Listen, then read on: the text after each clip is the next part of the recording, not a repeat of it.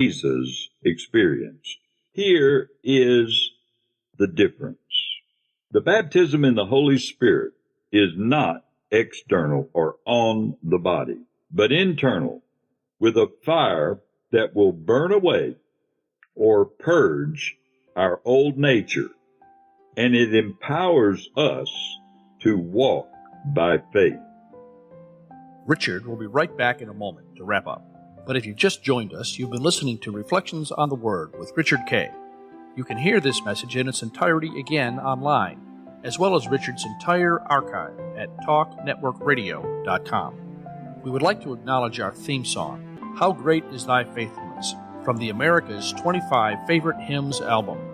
Unless otherwise expressed, scriptures are read from the Holman Christian Standard Bible, which is published by Holman Bible Publishers in Nashville, Tennessee. Additional resources used for Reflections on the Word with Richard Kay include Great is Thy Faithfulness by Our Daily Bread and printed by Discovery House Publishers. Again, here is Richard to wrap up today's message. Folks, I want you to understand the baptism in the Holy Spirit was not a historical event that took place only for a few believers. It continues throughout our Christian life.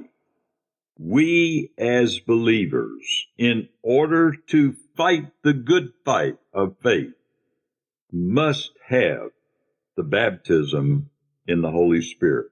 It is this baptism that empowers us to be those who do the Word rather than just hear the Word.